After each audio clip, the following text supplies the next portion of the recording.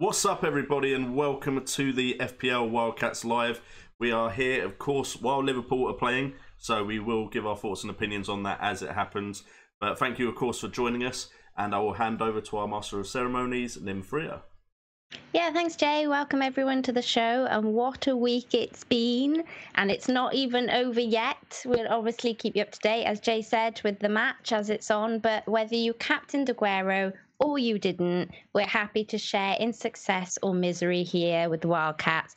So, on that note, let's take a look at how we've got on in FPL so far. And Jay has nominated himself to go first this game week. I didn't nominate myself. I've been forced into this against my will. He's done the best out of all of us, so he's going first for that reason. So, Jay, tell us a bit about your team. Okay, so I've made a mistake of captaining Sané instead of Agüero.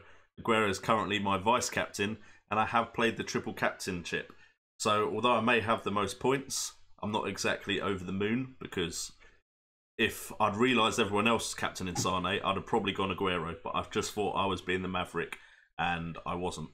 So, I'm with a lot of people in captaining Sané. I've played the triple captainship. May not work out. It may work out. Still got the Everton game. But other than that, my team's actually done pretty well. We've got Rashford, Jimenez, Pogba, Doherty, Wan-Bissaka, Ben Foster, all returning points, giving me 62 points. So my rank has dropped just slightly by about 400 to 13,230.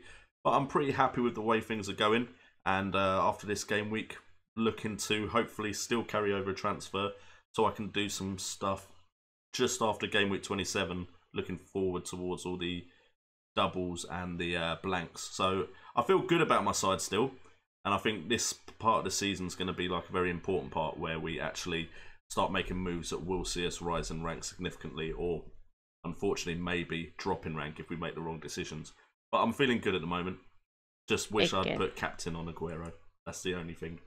Yeah. Yeah. Let's gloss over me for a minute then and go to Kurt. Kurt, how did you do? Relatively okay for once, and it's been a long time since I've said that again. I made a few interesting transfers after this game week. I've done all right this current game week. Edison letting me down a bit in the Arsenal game, but it was a good game to watch. My defenders, actually, for once, I've got a few decent defenders. Took a massive gamble keeping Alonso, no attacking returns, but did play and got a clean sheet, so that paid off, although that was a risk I didn't really need to take, but I would have brought his replacement in, so I'd have got no points. So, you know, it swings and roundabouts. I think I've got this one in the bag, but I don't know if he's first team choice now or if he's going to be swapping in and out of the team. So whether David Luiz comes in, I don't know. Also got Wan-Bissaka and Doherty picking up points. So again, another good returns in terms of my back line. The informidable, I suppose I could say, duo of Paul Pogba and Marcus Rashford. Again, assist goal. It's a lovely feeling seeing that on my Twitter feed and thinking, oh yes, it's again. It's happened again. And it just seems to be happening a lot. And I don't know how I could survive or where I'd be in the world without these two, and especially without Salah for the entire season. It would have been dreadful. Hazard again was one of the ones I was thinking about leaving in my team. I did end up leaving in my team because of the fact it was Huddersfield. Paid off big time. Because you listened to Nimfria in the last stream. That's why. Yeah, well, I thought it was my own choice, but it must have been that subliminal messaging there.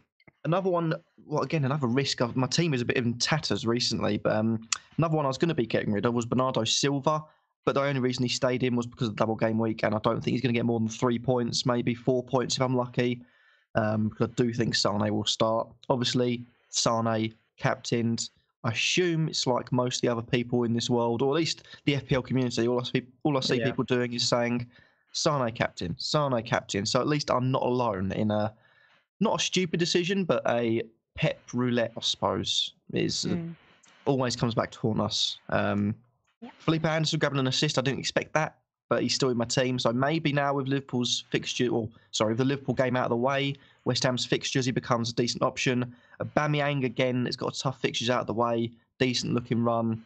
Rashford, as I said. Declan Rice I brought in on my bench, so hopefully nothing comes of that, although I doubt it. But for the future as well, £4.4 million for West Ham, Declan Rice. Decent looking run of fixtures. They improve their form. He gets clean sheet points like a defender. He plays in midfield, and he almost scored again tonight, as he did against Arsenal, against Liverpool. So, all in all, I'm 55 points so far. And I'm predicting at least 70, hoping Sané plays 90 or at least starts and gets a few attacking returns. I'll be happy with that, even though I have got the vice captain on Hazard. That's cool. So we'll move on then to Brett. Cool. Hey, guys. Yeah, I feel like I say this every week, but there's not too much to report, really. I mean, a pretty poor week so far, 53. Obviously, Salah's still playing, hoping for a Van Dijk goal maybe tonight. And I've still got Richarlison and Sané, hopefully, to play the second game. Yeah, the story of my game week was basically deciding whether to sell Hazard for Sané or not. And after a lot of deliberation, I kept Hazard. So that was a big positive, obviously getting the 15 points. And like Kurt said, at home to Huddersfield, I did fancy him to troll a lot of people. You know, I saw lots of people selling Hazard, and it just sort of spelled all the ingredients for him to go big, you know. I did very strongly consider captaining Hazard this week. But I kind of caved and went with the trend of bringing in a Man City player, got Sané in, captained him. And yeah, a bit frustrated because I used 2 free transfers to kind of fund that move. And obviously he didn't play and he's got me no points yet. So a pretty bog standard week, a big red arrow because I didn't own Agüero, no Sterling. But Sané still got a game to go. So it's against Everton. As long as he starts, I think he could deliver some decent points. You know, it's just a case of, will Man City just beat Arsenal? Will he rest Sané again? You know, is he out of favour? That kind of thing. You know, there's obviously a bit of worry there, but I think he should start and hopefully will do well. And yeah, I guess the only other positive was transferring out Pereira, which was a bit of a tough decision for me because Watford did have a couple of nice fixtures coming up to the blank and whatever, but he got injured anyway. So that I got rid of Pereira and Wilson, and they're both injured now. So at least they couldn't punish me. That's the one positive. So yeah, 53 at the moment. Big red arrow. I'm down to 20k now. So hopefully Sané can deliver on Wednesday. Oh, so it's my turn now, and I've just remembered I got to go wash my hair. Don't get out of this one. Get out of the way. Okay, well, it's been a bit of a mixed bag, in all honesty. I got just 1 point less than Brett. I'm on 52. Before today, I was 5 points above the average. Still on a considerable red arrow, which just confuses me. It confuses me. I don't understand how I can still own Agüero with a hat trick and still get a red arrow. It's a bit confusing. I didn't captain him. That probably didn't help. My boyfriend not only punishing my actual team, but also punishing me for not captaining him. So, you know, you better wait for the FPL diss track on that one. Coming for you, Agüero. But I will go into more detail in my video at the end of the week about my choices. But it's basically because I just spent way too much time considering my transfers for the blank and double game weeks. And then I just didn't have much time to think about my captaincy. And so I turned to Twitter on the captaincy front. And as you guys said, just literally my feed was just absolutely filled with Sané chat. And I was just completely Twitter swayed. I mean, I feel like we need to have a word there. We need to make up a word for it. But I was, very much like swayed by Twitter, and it's not good because I said at Christmas I wasn't going to do that anymore. And for a couple of game weeks I didn't, and I actually did a lot better. So that allowed that to kind of creep back in whilst my transfers were made off of my own decisions. I'm glad about that. They seem to done okay, at least Aubameyang and Jimenez this game week. Obviously, I have to wait and see on Sané, so I can't really report on that yet. But what it did mean is that I just didn't really look at my captaincy. So was I on Agüero all week and switched captaincy to Sané as soon as I bought him? No, I can't say I was.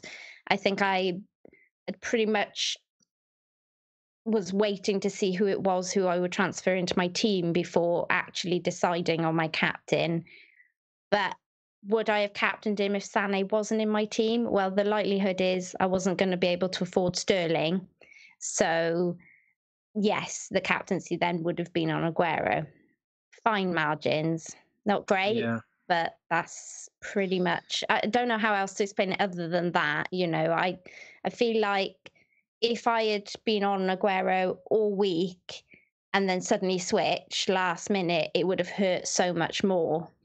But it was just more of a case of I haven't really chosen a captain yet. Oh crap, who am I going to captain? and then it was just kind of I don't really know. Yeah, I don't really know. I think people were like, Sané's a midfielder, because he's a midfielder, he'll get more points. You know, he came off early in the last match, and so in my head I was like, oh yeah, then of course he starts, but then completely forgetting in my own head that of course Sané was rubbish in the last match, and that's why he came off early. So you know, it's so easy, like everything could be swayed so easily onto to make it seem, you know.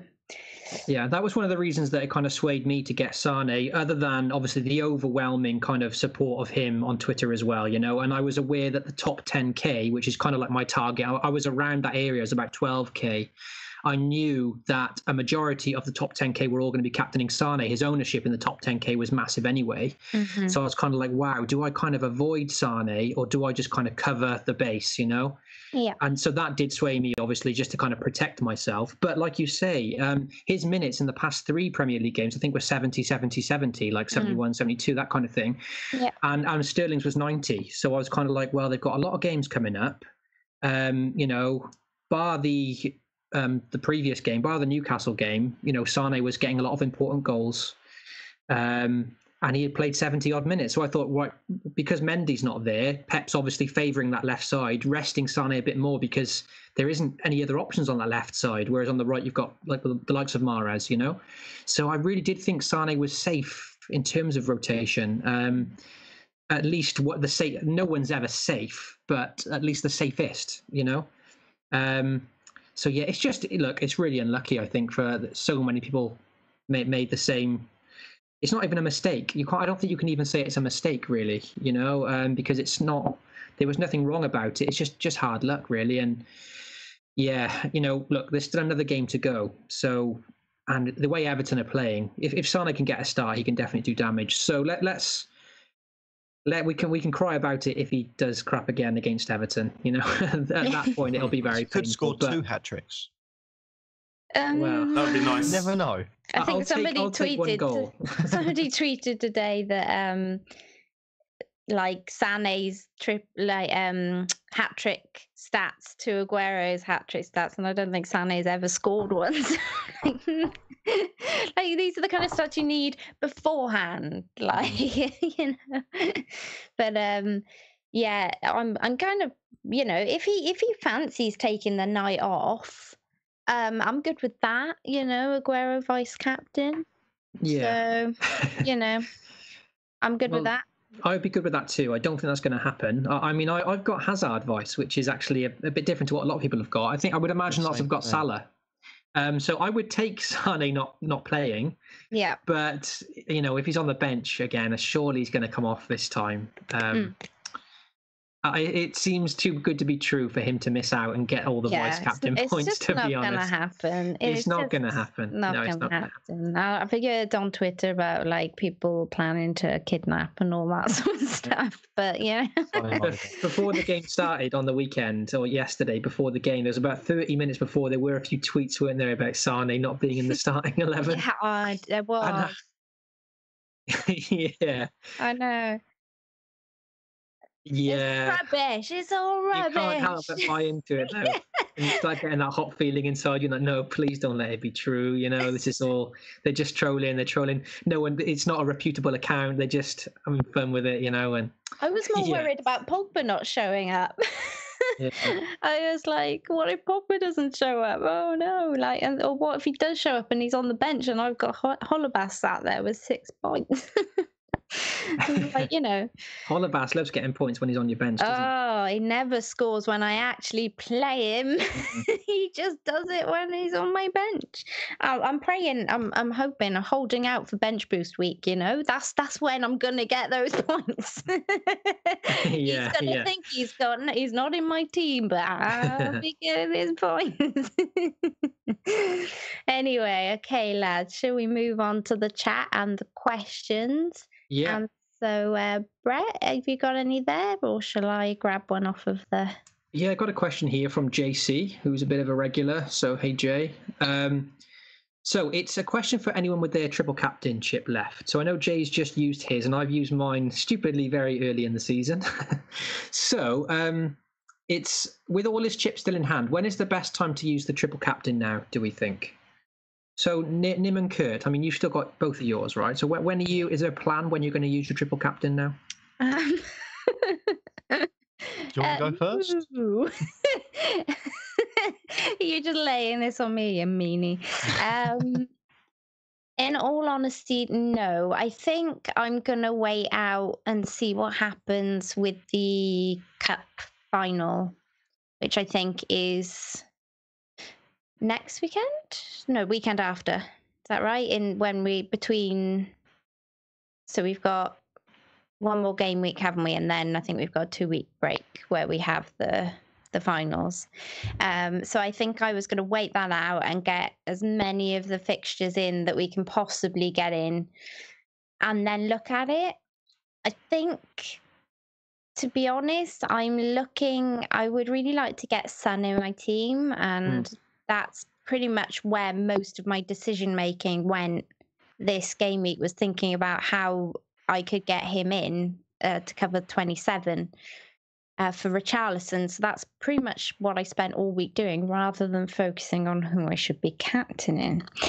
So if I get him in, I know the popular decision is maybe a Salah triple captain in a single game week if you're not going to go with a double game week, but I'm actually thinking about a sneaky triple on Son. Wow, that would be very ballsy. Just putting it out there. I'm not entirely sure if I'm going to do it yet, but it's just the thought process is happening. But in all honesty, I can't tell you I've decided yet when I'm going to play. So to some extent, I could completely see Jay's argument for doing it this double. And if I'd have done it, it would have been on Agüero, which is odd enough in itself that I then went to captain Sané. But as I didn't, I think I will wait get the blank game week out of the way, and then I will sit and look at the fixtures that are left, and then think about how I'm going to use my chips. That's pretty much how I'm thinking about it now. What about you, Kurt?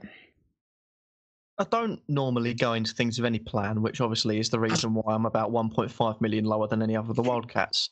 But I hadn't really thought about it until now, so it's a bit off the cuff. I go back to, I can't remember what game week it was last season, but there was about 4 games. Liverpool obviously were knocked out of the cup again, and Salah played, or Liverpool, sorry, but Salah as well played against Watford, I believe, and Salah run riot. And that, I think I had Salah in my team. I captained him. I didn't play a free hit. I forgot to do it. I forgot to do any sort of transfers, but I managed to stay above the average by a decent margin, considering I had about 5 players playing because of the Salah captaincy. Going on to Salah again, this one, I think game week 31 is the 5th round of the FA Cup, isn't it? Maybe it could be the 6th round. That could. I think that might be the 6th, which is like it clashes with game week 31. But one of the only teams, or Liverpool, have got an away trip against Fulham, notoriously bad at defending. Maybe just looking at a Liverpool asset, if you've got Salah, I would argue triple captaining him then, because that way you don't need to waste you don't need to use your free hit, you don't need to waste a wild card if you've still got it, and it allows you just to sort of not take any points hits, but it's inevitable. I say this now, even this will come back to me in a month's time when Salah blanks and gets sent off, but it's inevitable. He's got to score against a team like Fulham, and Watford last season weren't very good at the back, quite leaky. they got exposed. Fulham as well have been very, very leaky. I've been very critical of them. Is that a chance potentially for some Liverpool assets? I would argue for it potentially, and that's for my team. That's what I'll probably end up doing. So you need What, to bring are you him in saying you're going to first. buy Salah? Not Salah, Mane. Oh, I'd captain what- Mane, not Salah. no, no.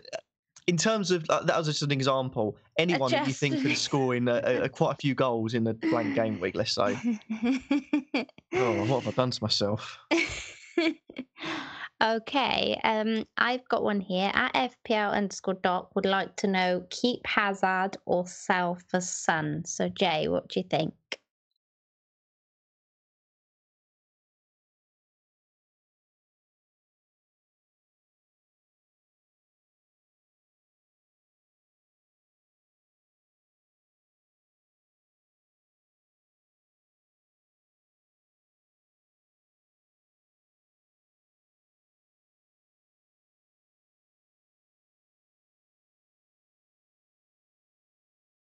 Mm.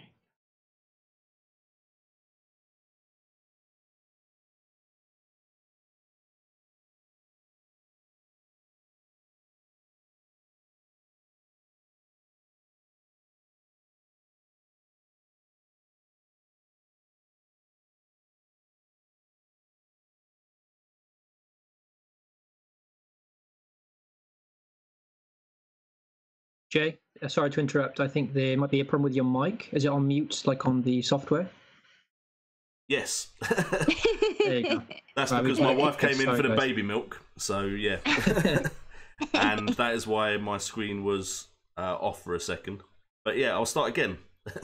So basically, if you just saw my lips moving and no noise, I was saying I actually think Hazard is one to keep, potentially. If you kept him this long, he's just rewarded your faith. Higuain has come in. They look good together. It was against easy opposition. So for me, with the fixtures the way they are, if you can bench Hazard for the blank, there is a period from about game week 29 to 31 where he's got Fulham, Wolves, Everton. So potentially you could move to Son for 2 game weeks because of the blank. But I like the look of Hazard, so I wouldn't be in a rush to get rid of him. It all depends if you can manage him with that blank.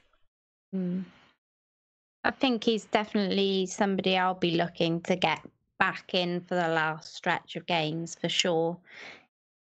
Definitely. I mean, he's got a double game week coming up as well, and we don't know when it's going to be. Potentially, Chelsea will already have double game weeks in 32 I mean, if they end up with a 35. triple, then I might well consider my triple captainship. Yeah, absolutely. That being said, I do really like the look of Higuain. I know it's only been one game, but I do too, just for his price point as well, because Yeah. it's much easier to get to him than the likes of Aubameyang, Agüero at this point for me. You know, if I downgrade it, because when it comes to maybe downgrading Sané to the likes of a 6 million like Jota, I can afford the likes of Higuain and Lacazette at that price, rather than having to downgrade to like a 4.5 million to then afford Aubameyang. You know, so I mean. I guess I have to answer this question because I've actually made that exact move already. So I've already done an early transfer this week and I've got rid of Hazard. I kept him for this game week against Huddersfield. I had to do that. I did fancy a bit of a haul there. But, you know, over the last 6 game weeks, he's still quite frustrating and for a, you know, very costly kind of price. And normally I don't like to make early transfers, but because I've got a few future moves in mind, I was literally like, on the money, like on 0 or 0.1, and with Son rising last night, I had to make the transfer early. Look, because if I didn't, then the future moves that I want to make in maybe a game week or two's time won't be affordable. So yeah, I was my hand was kind of forced, you know. So I agree with what Jay's saying. I mean, it's hard to sell Hazard now that he's given us 15 points. And because I own Sané as well, they play each other, and it was like, well, which one do I sell for Son? You know, granted, Hazard freed up the more cash for these future moves, but I thought, well, Sané's at home, you know, and Hazard's away to City. Then he's got a blank game week. That's 11 million for a very difficult fixture, and then a blank. So, and then Spurs straight after, which isn't ideal. He could go big against Spurs, don't get me wrong, but it's still, you know, Chelsea lost 4-0 away to Bournemouth. The game week before this one, and they're away to City now. the fixtures aren't ideal. So I'm hoping that Hazard doesn't go massive and make me regret it. And he's definitely a player I will look to get back later. But, I think for at least 2 game weeks, I'm okay without him. And maybe 3, But there is a dilemma there. But look, Son is offering such great value. He covers the fixture for a blank game week. He plays Burnley, which they've improved, but it's still a nice fixture. Liverpool, United playing each other. City and Chelsea aren't playing that week. Away to Burnley in that blank game week is not a bad fixture at all to own Son. And he's a potential captain option if I can't get an Arsenal player who's at home to Southampton, I think, in the blank game week. So at the moment, my game week 27 captain option is probably Son that I've brought him in. Yeah. So yeah, I've made that move. I think it's more than viable, but I only made it so early because of the money situation. And so I know a lot of people in the same vein will be thinking about the Sané for Son move. Yeah. Jay, you've got Sané. You've been a loyal fan of his for some time now. What will you do with him? Yeah, that works, didn't it? I'm not going to lie. It's not over. It's not over. I'm tempted to move purely because, at least with Son, I'm confident that unless he gets injured, or unless this fatigue story coming out of the Asian Cup is true, he's going to start. And with Kane not around... Pocher's just going to flog him, isn't he? I mean, he does. He does this with all his players. It wouldn't matter if he walked onto the pitch with a pillow. Pocher'd still play him, you know? For the Newcastle fixture, I was concerned, and that's why I didn't get Son in the end. I was considering getting Son even over Sané, and avoiding City altogether. You should have done that. I know I should have, because now you should have got Agüero. I should have got Agüero. Yeah, I should have, and then I could have switched into Aubameyang. Easy. Yeah. What was I saying? Look, so I almost got Son, and I was concerned because there was this fatigue story. But now there's 8 days before the next fixture. I mean, that's a nice break now for Son. So I'm not too concerned about the Leicester game now. The Champions League is coming back, but the fixtures do start to ease off a little bit. And so I'm not too concerned now. With that 8 days on, and like you said, Son's so important at the moment, they can't afford to not play him. Does that make you feel any better, Jay, about doing that switch? To be honest, I was always going to have to take out, just for my own comfort, some City players or Digne going into the blank. So if Agüero again performs against Everton, part of me is tempted to just keep him for that Chelsea game, because I know a lot of people will go straight to Aubameyang. And I want to carry a transfer over till I know what happens in the FA Cup, so I've got a better idea of what's happening in the future. So it's going to be one transfer out before game week 26, and the easiest one to make would probably be Son for Sané, but I do like Sané. You do, and then it's after that blank, after the blank, they got West Ham at home, and that for City, that's a nice fixture. Unlike me, where I've earned no cash on him, I'm assuming you've earned a little bit of money on him too. Yeah, I think I got him when he was quite low, actually. So yeah. Not that I'm that bothered about team value anymore. So when we start getting to this point of the season, I'm just like, okay, I've built my team value now. Now just do whatever I need to do to get points. So it's probably going to happen, because I will make one transfer. So I just can't go into game week 27 with no bench, because who knows what will happen. Yeah. So it's most likely Sané will go. It will hurt, and it'll probably do really well against Chelsea. But yeah, it's looking likely. I've got the uncomfortable hokey cokey thing with Aubameyang and Agüero now, so it will be a bit like yourself. Like, do I keep Agüero for Chelsea, or do I go to Aubameyang? I mean, that is a tough one now. That's a real headache. It is. I mean, I've been sat here for weeks on end saying I need to move money into my midfield. The second I do it, it seems like it would have been better keeping my money with my forwards. I mean, I had Aubameyang and Agüero last week, damn it. At least you got one of them. my most expensive strikers, Rashford. Okay. I got Oumar Niasse on my bench.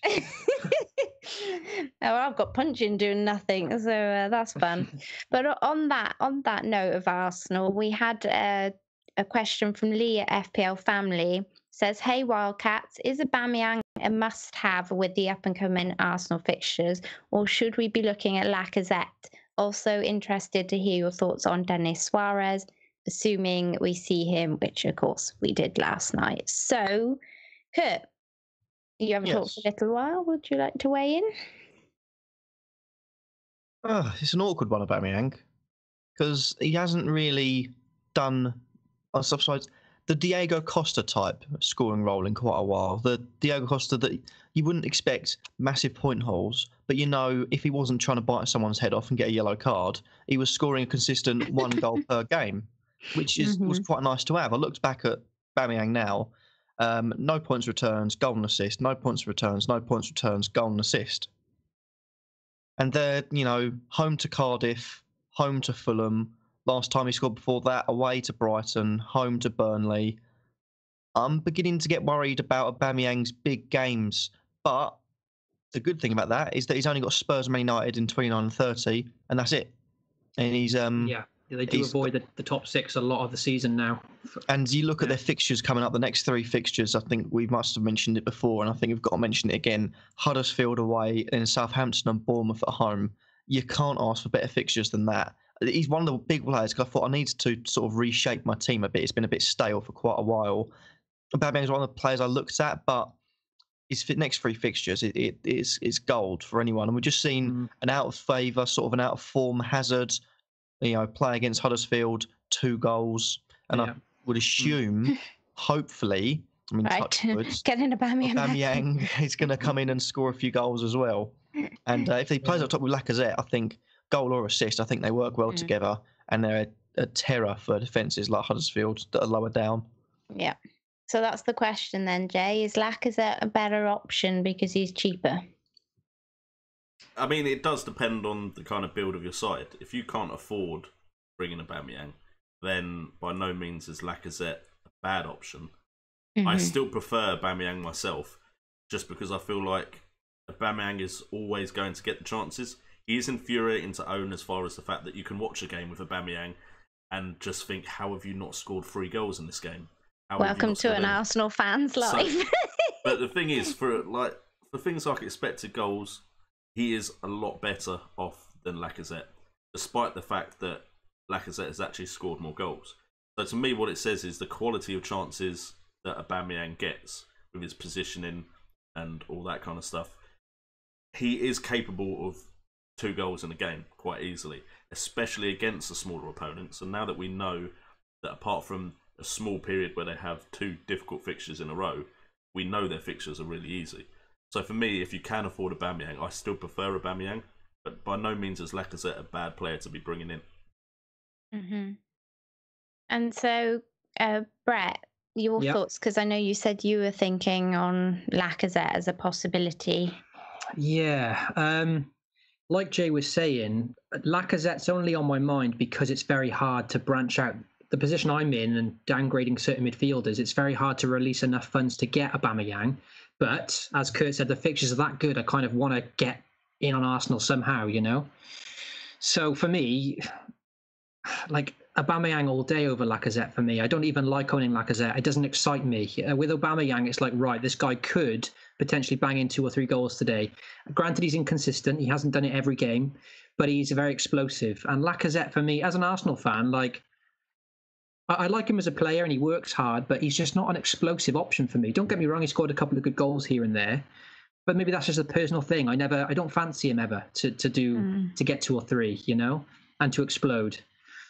So if it wasn't for the blank, if it wasn't for Chelsea's blank, then I'd go Higuain over Lacazette every day of the week now, even though he's only just had 1 good game.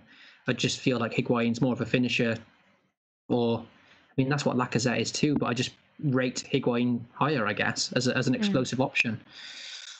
So I don't know about Lacazette. I'd be lying if I said I was definitely going to get him, because I just wouldn't be over the moon about it. I would just be doing it just to cover those fixtures, really, So if I could branch out for Aubameyang, I'd be doing it over Lacazette every day of the week, to be fair. Yeah, it is a difficult one, I think. As Jay said, depending on what you can afford, I think definitely puts you in either bracket. A bit like you guys, I personally prefer Aubameyang out of the two. Yes, Lacazette can get is getting as many goals, if not a bit more, I think, now after the match last game week. My thoughts is that once the Europa kicks back in again, though, that Lacazette will be the first choice there. And so we'll probably likely go back to seeing Aubameyang being mostly the main man for the Premier League. I could be wrong in that. There could be every chance that Emery plays them both together and just keeps playing them both together in every competition now until the end of the season. But if he fancies rotation, that's, given what's happened before, that's what could happen. I don't see, unless we go like quite far into the Europa and he feels like he needs Aubameyang, as the extra support there, then I can see Aubameyang being favoured for the Premier League. So on that kind of thought, I would kind of sway to Aubameyang for that reason. But it's all guesswork at the moment for us because, of course, this is our first season with Emery. We don't really know what he's going to do, how he's going to do it. I mean, I'm not even sure he knows. He's still feeling his way around the team. So it's really hard to sit here and go, it's not like we know the ins and outs of Arsene Wenger and we've lived that, for several seasons and we can have a rough idea what he might do. Although even sometimes there was a few surprises shoved in there, but I guess that's every manager for you.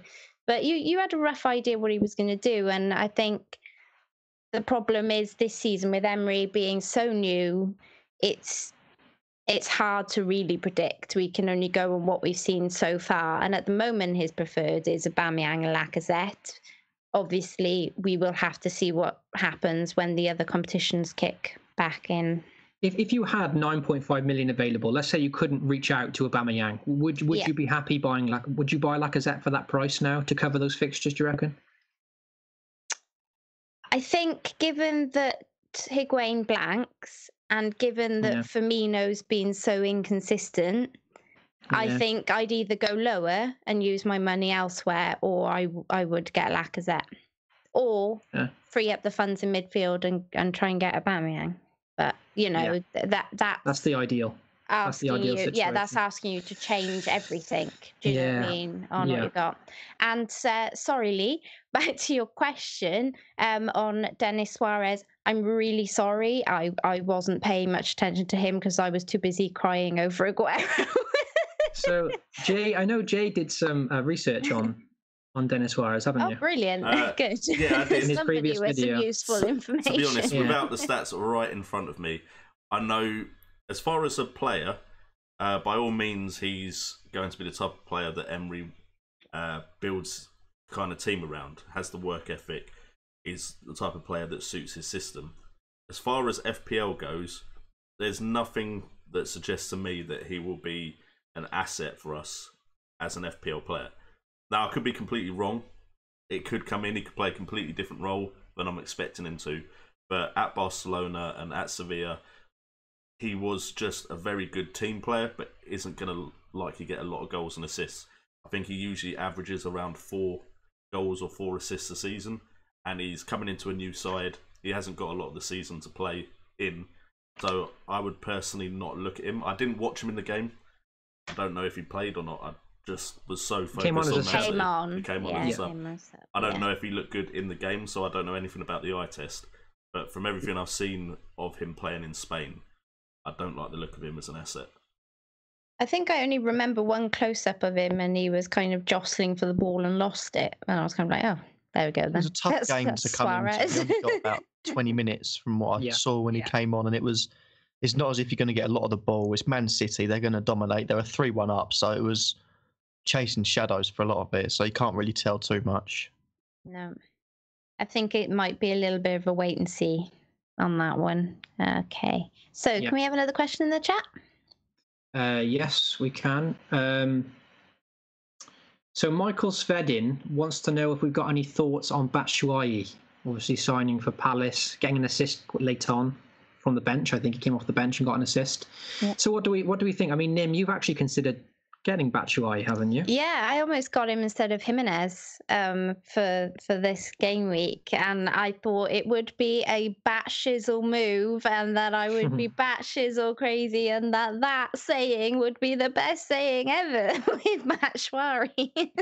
So yeah, I actually considered it, and okay, so Jimenez move was probably the most sensible, to be honest, because it meant that I covered, lots of percentage owned, and obviously you got a goal compared to Bat's assist. But what I will say is that I have been quite a big fan of his since the early days, and he's been one of these players that I've kind of watched going through some of the ranks and getting the odd bit of game time here and there. I know he hasn't done as well in the last few seasons abroad, so you're asking a lot of a player given that form. However, what I will say is that I feel like he needs the club that makes him, if that makes sense. Like, he is the man there. I think if Palace can make him the man there, which they need a striker that they can kind of love and adore and put on a bit of a pedestal, if they can do that, I genuinely think he can be a really, really great option. That's personally my thoughts. I think Zaha comes back in. I think that's one of those ones where we might have to wait and see, because that could go either way, because of course Zaha's kind of the main man at the minute. So if they get buddy and they start to link up with each other, happy days. Both of those two are going to be massive FPL assets towards the end of the season, and we're going to be wanting them in our teams, either or, maybe even both of them if we want to go, that nuts on it. But that would be bat-shizzle crazy. That would be bat-shizzle. Jesus.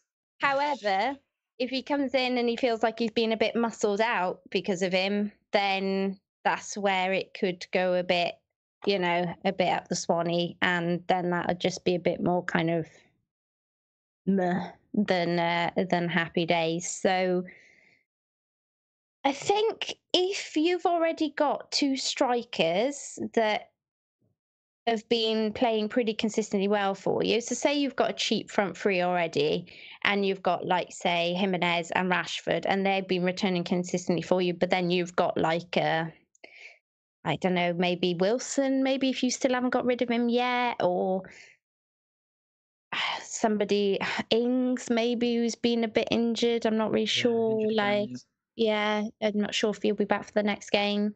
If you wanted to take a punt on somebody because somebody else was injured or just hasn't returned for you, or I do know there are still some people with Kamara out there in their team, and you could get up to Batshuayi, I'd be tempted. I'd be very tempted. And I'm not going to rule it out either. To be honest, I'm not going to rule out making Jimenez Batshuayi in the next few weeks. Just putting that out there. Yeah. Because I got to do something different at some point. Otherwise, Need some differentials. Yeah, exactly.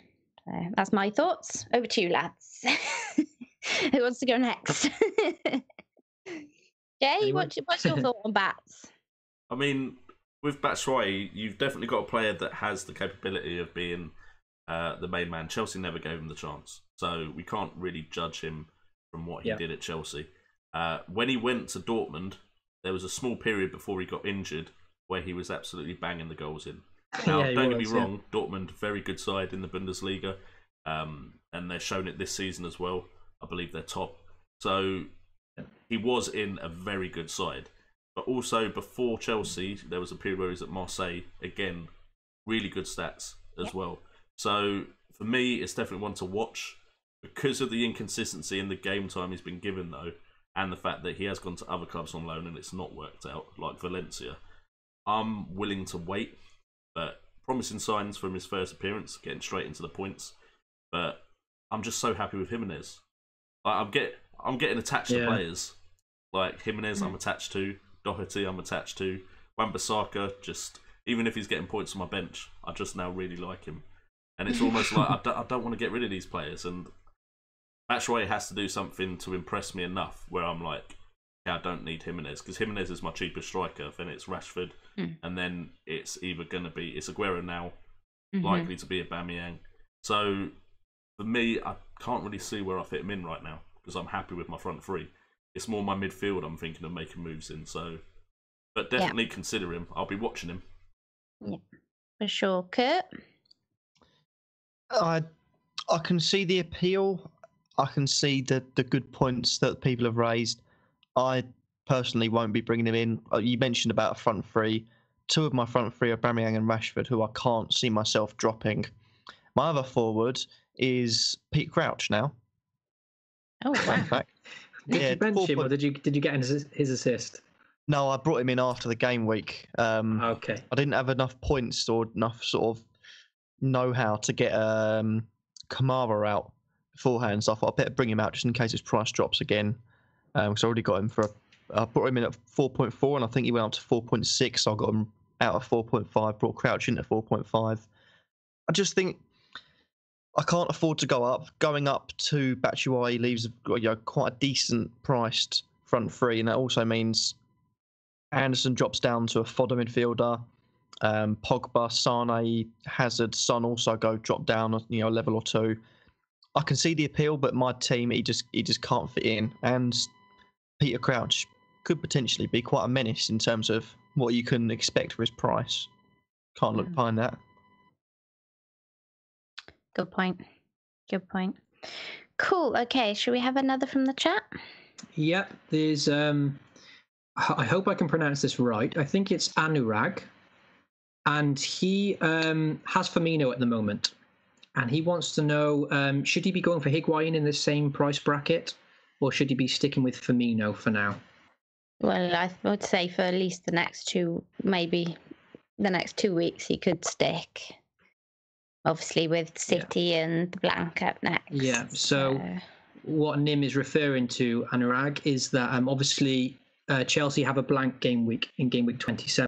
So the game week after next, Chelsea don't have a fixture, if you don't realise that. So getting Higuain at the moment is probably, as good as he has looked in the previous game, it might not be the most sensible move because you're going to get him for Man City away. And then game week 27, when Firmino has a fixture, Higuain doesn't. So, yeah, I mean, like you said, in 2 game weeks' time, that would be a move I would consider, or maybe 2 or 3 game weeks' time. I do prefer Higuain over Firmino personally. I think most do in terms of, like we said earlier, an explosive option. As good as Firmino is, he hasn't been, apart from 1 hat-trick, he's been plugging away, but he plays deep often, doesn't he? It's a bit unpredictable what you're going to get from him. And with Higuain... He's also been subbed off tonight now. 75 minutes on the clock. He's off for Origi. Wow. Okay. That's a good point. And yeah, I guess with Champions League coming back, there's going to be more rotation there. Liverpool have got a lot of options. And Morata's gone on loan now. Higuain's the main man. Sarri doesn't really fancy Giroud. That's kind of clear now. So every chance... like most of the nation. Yeah. So in terms of a main man, Higuain is going to be, along with Hazard, it's going to be quite important for Chelsea to finish the season strongly if they can. So, yeah, Higuain's a great replacement for Firmino, but because of this blank game week coming up and Man City away before that, probably not the best move just yet. So probably hold for 2 or 3 game weeks. Sky Sports has just said, Liverpool has scored 14 goals in the final 15 minutes of matches in the Premier League this season. Only Arsenal and Chelsea can match them in that regard. So we could be in for an interesting last 15 minutes of the match. Good, because I'm not even sure the game's happening right now. I've been waiting for an update, and I'm just like, there's seriously nothing happening against West Ham's defence. I need a Van Dijk goal. Really need a Van Dijk goal. As long as Robertson assists, that's fine. I'd take that. I'll take that, to be honest. Yeah, to be fair, I'd take that as well. Okay, at Tally Beaver says, after game week 27, his team is a front 3 of Agüero, Aubameyang and Higuain.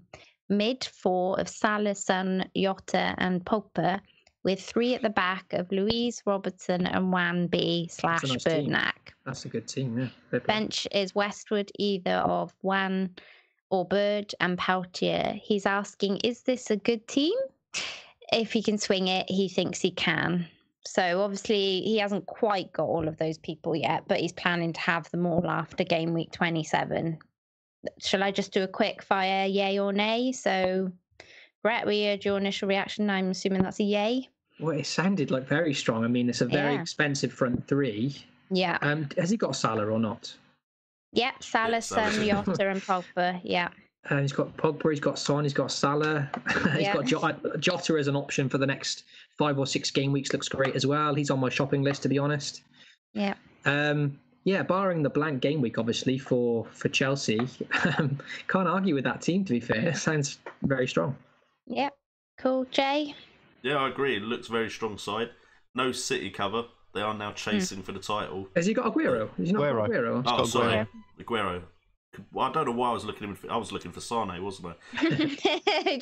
You're obsessed. There you go, looking for him again. He wasn't there, Jay. I was like, Sané's not there. Must not have Man City cover. Only issue, of course, would be depending on what happens in the FA Cup, because Game Week 27 is pretty close to Game Week 31. A lot of those players could be blanking. Of course, if you've got a strategy with your free hit that you're potentially going to use in blanks, then it won't matter. So it completely depends on the strategy, but yeah, that's a very, very strong looking side. Yeah, and Kurt, agreed? Yeah, it's very strong. Obviously, if an injury or two happens, the bench is incredibly weak. Team remains strong. You've got enough, either free hit or players playing in a blank game week. It's a strong team. Can't argue with it. Cool. Let's take another question from the chat then, please, Brett. Marcus Logan would like to know what our thoughts are on signing Dubravka in goal for Newcastle for Edison. Says nice games coming up, and he was a bit unlucky against Spurs. Obviously, just made that one mistake, but almost getting a clean sheet there. Any thoughts on Dubravka? Have any of us looked at him as a potential option? I can't say I have. No, haven't. I mean, Newcastle's fixtures are nice. Exactly. That's what I was going to say. And it is Rafa Benitez, who is known for being able to structure his side well defensively. So I don't not like the move, just I feel like right now it's a time of season where I'm not really looking at changing my goalkeeper unless the fixtures look absolutely terrible. Who have you got at the moment? Fabianski still. Foster. I've got Foster. Yeah, I mean, he's doing a job at the moment, isn't he? I mean, Watford have really picked up quite a few clean sheets lately. They kind of stopped scoring as many goals, but they're keeping lots of clean sheets. I'm happy about that. Yeah, well, I mean, I would be if Holebas wasn't on my bench. The issue with me, I mean, Dubravka obviously had an impressive season last year, so we kind of knew he was a quality keeper. The issue for me, even at the beginning of the season, is that he was 5 million and not 4.5, and it was like, that's a shame because he is one quite handy option. Which, if you at 4.5, he would be a consideration for me now, maybe over Fabianski. I mean, like Jay said, fixtures are great. So game week 26 is away to Wolves, which is tricky. But the following 4 game weeks, he has 3 at home: Huddersfield, Burnley, Everton.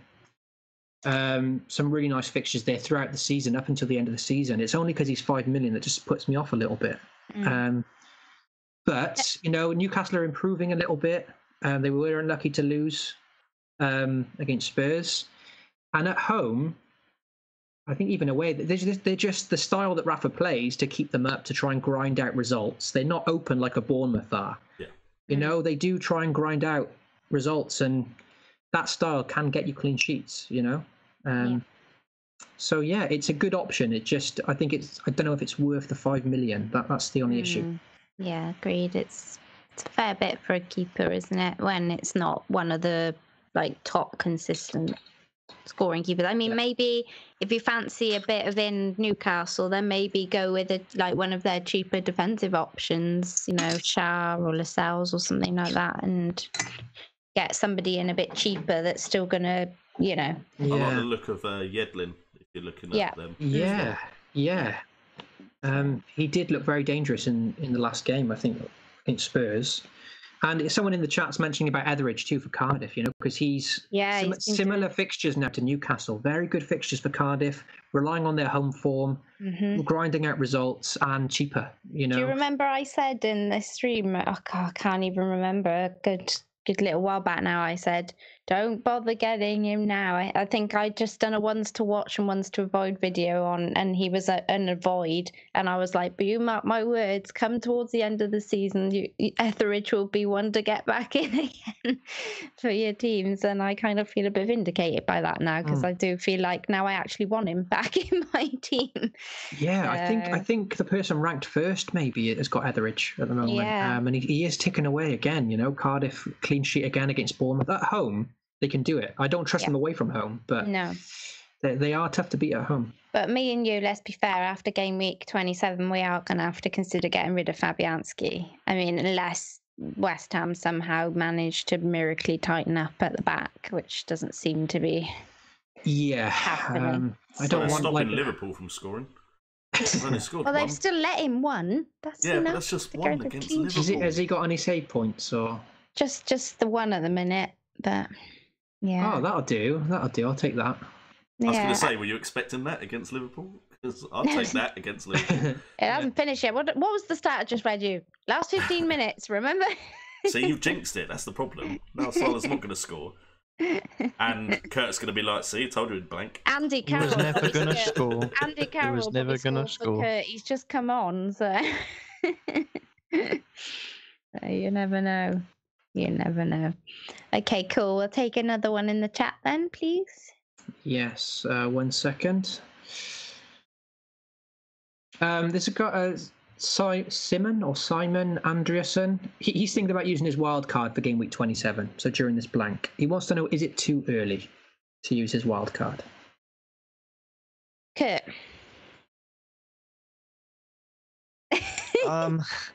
I'm in a bit of an awkward position here because I previously said a few weeks ago I'd be using my wild cards at the end of January. So I was pretty much doing this move. I don't plan on using it until game week 36 or later on in the season now. So I'd just look at your team and something that Brett says, which I'm now using and it's quite useful. Look at your team past the game week. Just do sort of a bit of a scouting ahead.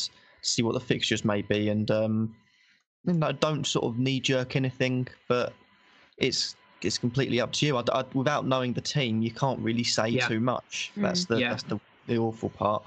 I don't think it's ever too early to use it. I mean, look, at the start of the season when we had the first wild card, lots of us were using it in game week 4. I think I used mine game week 4, and lots of people were like, oh my God, way too early. But that was one of the pivotal moments where I really shot up the ranks using it early, because I got on lots of players that, before everyone else did in a way, and that helped me get ahead at that point.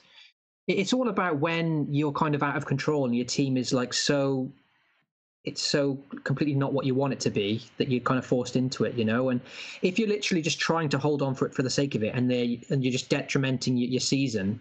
If you're having bad game week after bad game week and you haven't got the players you want and you're just doing that just to hold on to it for later, over the long term, that could be worse off for you, So if there's a lot of problems there, because perhaps this guy, if he's using it in game week 27, maybe he's got lots of double game week players at the moment, maybe 3 Man City, 2 Everton. I don't know for sure, but maybe he's got quite a few of these teams that are blanking, and... yeah, if you're having to take -12 or -16 to get the team that you want, it might not be worth saving it. There's lots of people, lots of very reputable people that have already used it now, and every team is different. And if you're not happy with it, and there's things that you really need to change, then granted, it's ideal to keep it for longer if you can. But like I said, there's no point holding on to it if you're having a crap game week every week. No, agreed. I think it's very much situational, isn't it? As to when you use it. So, okay, we'll have another. I think without knowing his team, sorry, we can't really help you as much as we would like to. We can't be specific, Simon, but it's never too early. Look, if you need to use it, don't feel too bad about it. Get a good team and good luck with it. Okay. Let's have a little flick through. Although if you do end up spending your week planning what you're going to do with your wildcard, do remember to think about what you might like to do with your captain. Yes. Why would Don't you leave mention it that, Nim? until the Why would you last. mention that? No idea why. No idea. Okay, so there's a goal. Sorry, I just And read there's some. What? I didn't get There's notification about there's this. not a goal. I read the chat and someone said the word goal, and it's like confused me. Sorry, there's a question in the chat. I wish there was a goal from Van Dijk. Brett's trolling. Yeah, there's been no goal. Sorry, guys. So there's a question from Napoleon York Andrews, and he says he's already got a double up of Son and Ericsson, which kind of serves him well for this blank game week coming up. He wants to know which midfielder can he bring in for game week 27 to replace Sané. So I'm assuming all of us have got Sané now. Yeah. So when he blanks in game week 27, who are we eyeing up to replace him? And obviously he's already got Son and Ericsson. So Jay, any others that you would... I mean, the one that he's missing that stands out to me is Paul Pogba. I was thinking exactly. Yeah, I don't know what their fixture. Oh, the fixture is Liverpool though in game week 27. It's not That great. may not be the one to bring him in for. I can't think of anyone. I literally cannot think of anyone because there's no one in Arsenal that are not from midfield anyway. No, Well, I was going to say from Arsenal, someone that maybe, or granted not the same price range, but maybe Alex Iwobi's getting a lot of game time, has an okay points return for his price, and Arsenal's fixture is one of the easiest you can get at home to Southampton. So is that an option? It's a very cheap. It would be an enabler for sure. You know, Iwobi, like you say, it's a cheap way to get on their fixtures, but a bit of a risk at the same time. You know, he's been hooked off for like half time sometimes, so it's a bit unpredictable. Like obviously Jay mentions Paul Pogba, which I guess is like an obvious one. What I would say about Pogba, when he had the yellow flag before this game week, there was a bit of talk on Twitter about maybe getting rid of Pogba, you know, getting someone else in. And I kind of flirted with that idea for about 2 minutes. I thought maybe, you know, because I wanted to get Sané in and Pogba was one that I could do a straight swap for. I looked at the stats and Pogba's stats were ridiculous. Like for midfielders in the previous 4 game weeks before this one, he was top for goal attempts with 23 goal attempts in 4 game weeks. Second was 11, and that was Richarlison. So he was literally double the goal attempts than anyone else in the previous 4 game weeks. Then I went to forwards, and he'd had more goal attempts than the top of forwards by about 2. So I think Rashford was on like 21 goal attempts. So when I saw how many goal attempts Pogba was having, I was like, wow, okay, there's no chance I can get rid of him. And I'm glad, obviously, I didn't now. You know, it was something that I literally thought about for 2 seconds, looked at the stats, and it was like no chance. So, yeah, Napoleon, if you haven't got Pogba, I mean, even though he's got massive ownership now, it's sort of like too hard to avoid. The fixtures are still good. Nim, So, I mean, Liverpool have just proved that, you know, they can let in goals. They are shaky at the moment. They are nervous, and that game, you know, if that United was again, is so hot at the minute. They are so hot. So they are, and if 10 games unbeaten as well, they look on top of the world. Is that the game that potentially derails? Yeah, Pogba. He has Pogba, yeah. Okay. He's just put in the chat, he's got Pogba. So it is very difficult. This is interesting then. So Nim, I mean, is there any players around that price, or I mean lower, that you would go for? Any midfielders in your mind that you want at the moment, or? Well, I consider Mane. I mean, yes, that's a great shout. Now that is a good shout. He scored tonight. Yes, against Manchester United, like we've just discussed. It could all be Man United, but I do think if you got Salah, which I'm assuming he has, it could be a bit of an out there one. But if you got Salah, then maybe you could think of doubling up with either Man United or Liverpool, depending on how you feel that match might go. You know, if you feel it might go Man United's way, you could risk Martial, although I know there are a lot of people that obviously are not happy with him at the moment. Lingard seems to be getting more game time. Or Mane, really. I think Mane's a really good shout, actually. Yeah, his goal today has made him a real option in my mind. That's 3 goals and 3 now for Mane. Granted, it was an offside goal, I've heard, but you know, Mane still got the goal. And yeah, I mean, and with Liverpool conceding, I think they've got one clean sheet in the last 6 now. And lots of us have got double Liverpool defence, which I do too. And now after Mane's goal tonight, I'm thinking maybe now it's the time to get one defender and double up in Liverpool's attack again, maybe Salah and Mane, as a bit of a differential too. I mean, I'm sure overall Mane's probably got quite a high ownership, maybe like 20% or something. But from the top or the more active players, he'll be quite low owned, in my opinion. Yeah.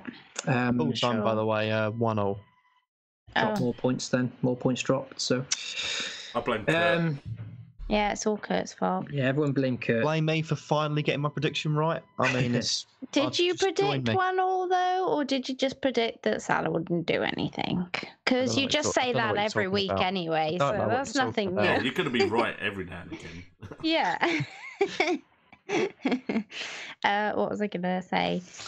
I was also thinking that maybe Bournemouth, I mean, you could go cheaper, obviously. You could look at Jota, and you could maybe look at Fraser in that game week if you wanted to go a bit lower. But yeah.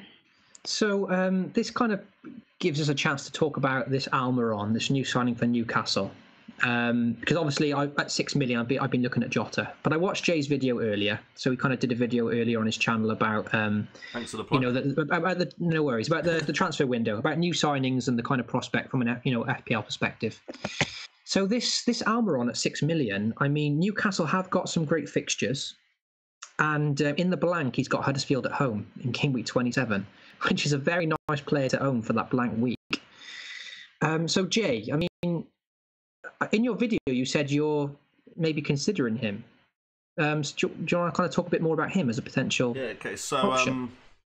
I mean, just generally, I like to look at every single player that comes into the league and just see, just off the top, if they look like a player that I need to do some more research into. And in 2018 season, of course, the MLS, they play per year for their seasons.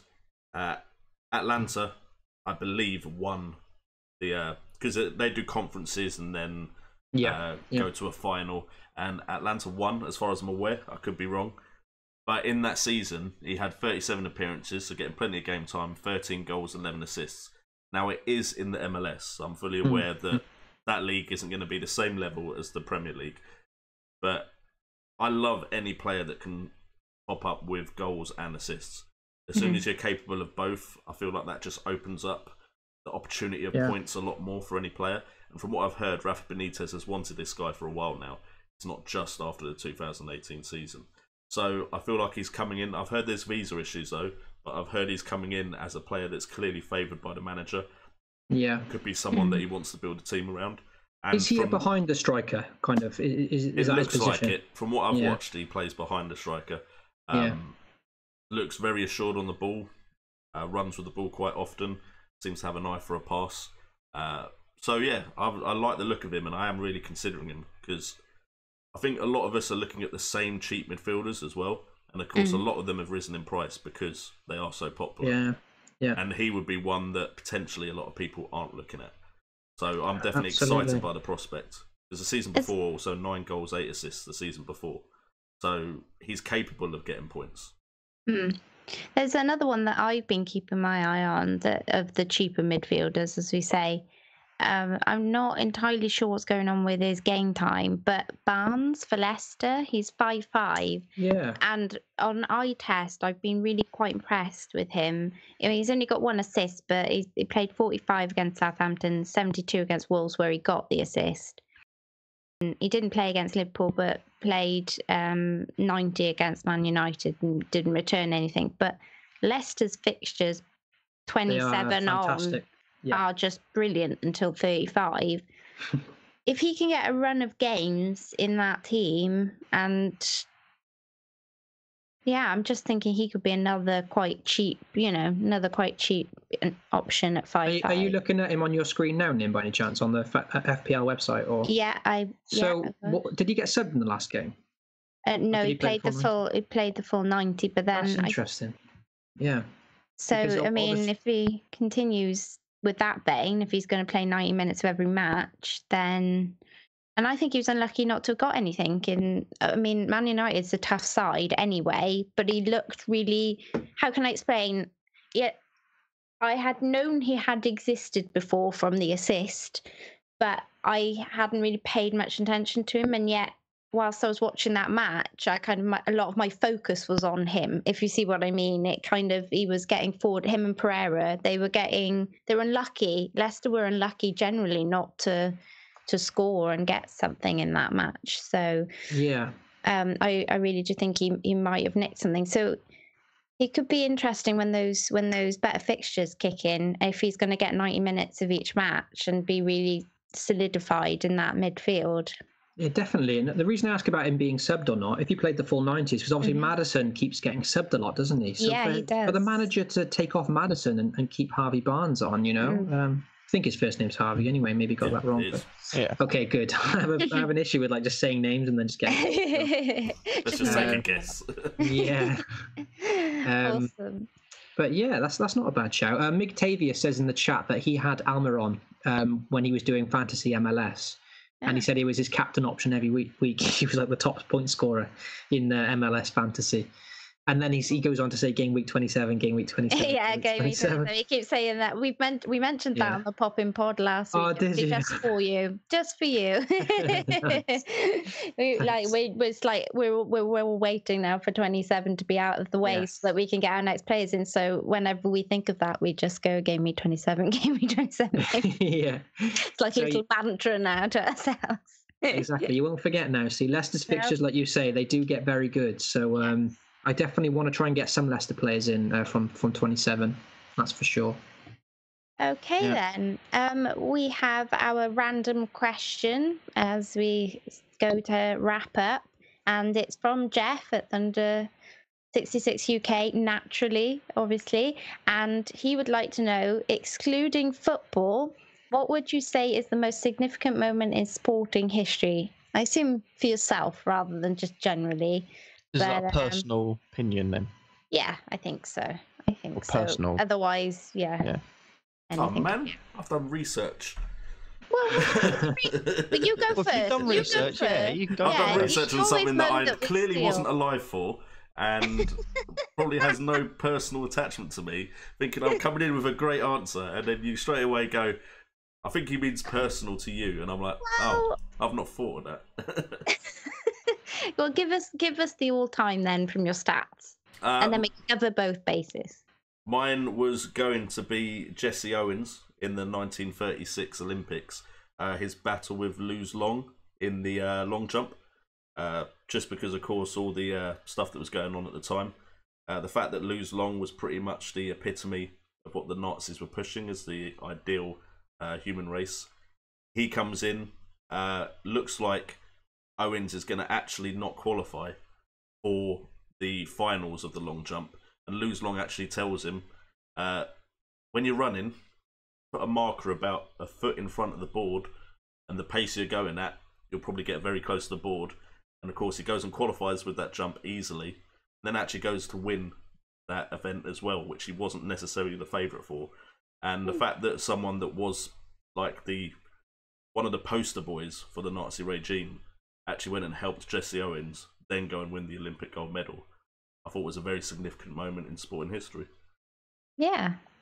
Oh, cool. Fair play. That was a fantastic answer. Thank you for that one. Well, I'll go over to Brett now. What you think of your own personal one?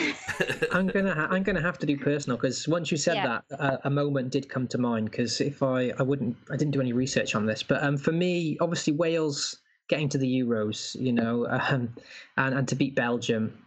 I think their win against Belgium, that 3-1 win, is like, obviously being Welsh. I don't know if the guys knew that, but yeah, that's just one of my favourite moments. I just remember I watched it on TV. I didn't go to the game or anything, but me and my family were just all hugging, jumping around when that third goal went in. I think maybe Sam Vokes scored the third one with the header, and obviously Robson Carney scoring the second, like Cruyff turn. It was just and this is against Belgium, and like golden generation, like so many good players in that team. I think De Bruyne, Hazard were all playing. And yeah, Ramsey just played out of his skin that night, and the ball that he put in, the touch, the ball, and for Sam Vokes, like, I don't even rate Vokesy that much. You know what I mean? He's a bit like, a bit of a Sunday league kind of player. For him to score the third goal with a header and to go through in that game and go to the semi-finals, and Robbie Savage commentating and all that, it's just a happy moment for me and my family, just dancing around the room, basically. So, yeah, that was my favourite sporting moment. I know it's not the most significant moment in sporting history, but from a personal point of view, that was my favourite moment. Yeah. Yeah, that's cool. I mean, staying away from rugby because Six Nations would be one I would probably lean on, also being Welsh. But I'll have to probably go outside of that Andy Murray winning Wimbledon. I just remember being like glued to the television. The whole family sat around. We were all cheering him on. At that point, he wasn't Scottish, he was British. And we were all loving it. And definitely was one of those moments where it was just really good to see somebody we'd watched kind of come through the ranks and everything and do well. We hoped for Tim for so long, and bless him, he couldn't. But when Andy did, it was glorious, absolutely glorious. So, Kurt, what about you? I'm a tennis fan. That was fortunately I had more than one of mine. Just the fact it had been so long, and I can't stand mainstream media when it comes to that sort of thing. And a lot of outlets would write him off. So for him to finally win it as well, and especially when he wins it, his first reaction, rather than turning to the cameras, rather than getting on the floor, just to turn to the fans, that iconic shot. It was a great moment. Another one for me, not specifically in terms of meaning to myself, but in terms of my meaning to the sport in general and what it's done for the sport, is I think I have to go back. I think it's 2017, Joshua versus Klitschko at Wembley, because boxing, since it's before my era, but you look at the Eubanks, the Benns, the Collins, that sort of era, and then the heavyweight scene with Tyson and all that. It sort of went downhill quite a bit then. But for anyone to sell out Wembley in a boxing event, 80,000 or 90,000 people, I think it was, the cracker it was. It sort of put boxing back on the map again. And now you've got massive fights, massive money, massive audiences back again. And for me, it was nice to see boxing return back to where it should be, which is it's a fantastic sport. And I think that fight was pretty much the start of it, because to have such a fair there, and especially for British boxing as well, so the new up-and-coming heavyweight Joshua toppling a former giant in the way that he did, boxing is where it is because of that night, I believe, and that's why it's sort of close to my heart, such a big boxing fan. Cool. And Jay? I would also probably chuck Tyson Fury's comeback up there as well, which would tie into what Kurt's just said, because like he said, British boxing wasn't looking at its best for a while. Then, of course, Anthony Joshua, Wembley. And if you actually look at now Tyson Fury versus Wilder, they didn't even sell out the stadium. Whereas I guarantee you if that fight happens in the UK, I'm pretty confident the stadium would be sold out. So I definitely think that's been a massive thing for boxing. Personally, I'm just so connected to football. It's hard to think of something that isn't football related. I would probably go to UFC 100, because that's when I first kind of got into UFC. And it was because Brock Lesnar went over there. I used to watch WWE as a kid. And I was just like, I want to see what he can do in an actual combat sport. And just from then on, I think when I really fell for it was when Michael Bisping got completely knocked out by Dan Henderson, which is a pretty iconic shot in MMA now as well. And I was just like, wow, that looked like it hurt.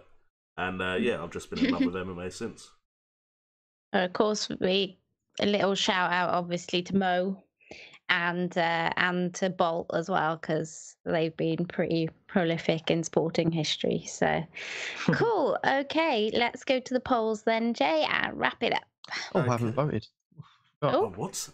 Surely you should all be voting. Okay, so we have, of course, the very regular question of who to captain for Game Week 26. We have the options of Salah, Rashford, Aubameyang and Son. Rashford and Son got absolutely no votes at all. But Aubameyang got 33% and Salah got 66%. So despite the fact that Salah hasn't actually done the business today, it looks like a lot of people two are game still weeks giving in a faith. row now. 2 game weeks. It just means he's due a big haul. That's all it means. Don't worry. They're getting nervy though. I don't know. Triple captain next week. I don't have that option anymore. Thank you, Sané. Is Son better than Sané or Hazard? And we have the options of better than both, better than Hazard, better than Sané, and better than neither. And the winning vote is better than neither. So a lot of people aren't actually looking at Son and thinking he's a better option than Sané or Hazard, which is surprising to me. I didn't think that one would do as well as it has done. Better than both, 33%, and better than Hazard, 22%. Nobody thinks Son is a better option than Sané, which again... I voted for that after. Oh, Sorry. okay. There you go. I won't refresh because if I refresh now, I'll just have to sit here and waffle for a little bit. So. And then, of course, is Aubameyang a must or is Lacazette enough cover for Arsenal? And 66% say Aubameyang is a must-own. 11% say Lacazette can cover. And 22% say you don't need either of them. So that's interesting to see what you guys think as part of the Jamboree. So thank you guys so much for joining us in this stream today. It's been a pleasure as always. Gone a bit smoother than the last couple of streams, which is good, apart from me muting my microphone and then not putting it back on. But of course, if you did enjoy this stream, do consider subscribing to the channel, hitting that notification bell, and like the video. If you've missed anything, do catch the replay of the stream. Should be up as soon as everything is loaded up. And also thank you to Capkin Gaming for the raid that happened about halfway through the stream, which saw quite a few people from the Capkin crew subscribe to the channel. So welcome, guys. Oh, thank you. Welcome. And, yeah, thank you for joining us on the stream, and we are out. See you later. Good night, guys.